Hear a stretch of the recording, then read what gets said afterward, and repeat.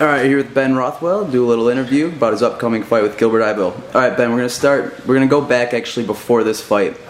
You know, how disappointed were you with UFC 110 when you got sick and you had to pull out of your fight with Cro Cop?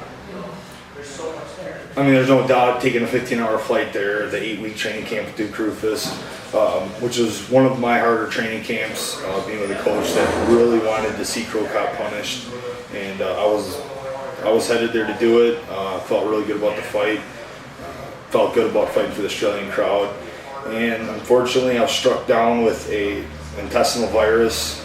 Spent 4 days in and out of the hospital, 2 days in the ER, lost 16 pounds of body weight within a day and a half. Wasn't able to eat, and all this right before the fight. To the point where Joe Silva came and physically seen me and said, "Yeah, this ain't gonna work." So being sick and then still wanting to fight was really hard for me to deal with, because it's like you're trying to make this decision, but at the same time you fear. Fear starts to come in. Man, what if it's out of my control? What if I go out there and get hit in the body and drop from something weak? And to me, it's like I'd never want to disappoint the fans in something like that. At least if I go out and war, put on a great fight, win or lose, hey, as long as I give the fans a good show at something, and not to be able to do that would be really extremely disappointing. But just it was to the point where it was almost taken out of my hands. I was completely laid out, and the fight was taken, and I don't know, it was more disappointing than to see Cro Cop get to fight a guy. I almost felt bad for his opponent, because he just got thrown in there a couple days notice and did the best he could, but it just, that fight overall I don't think was very good, and it was kind of hanging my head down low, like it was almost like I took a loss without even fighting, but at the same time I just knew that it was out of my control. Whether I got it from something I ate or something in the air, I don't know. It was pretty bad, and I had to stay an additional week just because I couldn't ride in the flight, stuck in a bed, for almost 2 weeks in Australia. It was really no fun, and it's just the hardest thing is to put in all the work. You then look back at the 10 weeks prior to the fight, all the work you put in for that, and not just have nothing.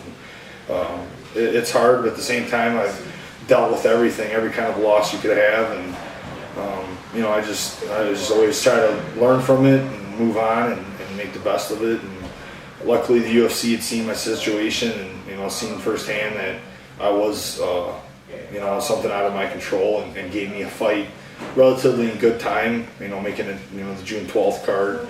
And people were kind of wondered why the fight got switched up, and Gilbert Yvel, he's not the name of Cro Cop. I can't control that. I'm gonna fight. I've always said I'll fight whoever, and Gilbert Yvel, no doubt, is still a challenge for me. And it was a quick turnover. I got notified by the fight relatively quick, so I was able to just kind of hop back on it and get back to training and refocus. And I'm out to redeem my last fight. How different is the training camp, for going against a striker like Cro Cop and now someone different like Yvel? Just such a different style. Is the camp been totally different, or kind of the same camp? I personally, regardless of my opponent, have just constantly make some changes to myself. But regardless, I made some trips and to some different camps, Matt Humes, and really working with my gym here in Kenosha, just taking everything that I learned from Duke, just trying to put it all together. I really want to go out and showcase the well-rounded stand-up that I have against a guy that just wants to stand. I mean, Yvel says, hey, he can do it all, but he says he hates the rest. He just wants to stand and bang. And I think him and Cro Cop, stand-up wise, Yvel doesn't have the credentials of Cro Cop, but in MMA, where he's had a lot of MMA fights, and he shows to be very explosive and dangerous at all times. I think they're both stand-up wars, to say the least. I see pros and cons to both in their whole overall game, but regardless, it's still going to be, to me, about the same kind of a fight, but maybe against a bigger guy. Okay. He's like you said, he's fought a ton of guys. Two of his last 3 fights, he did lose to Dos Santos and Barnett. Were you able to take anything from those fights and maybe incorporate those, or? Well, the only thing I really know is he is history of being like the dirtiest fighter in our sport, and what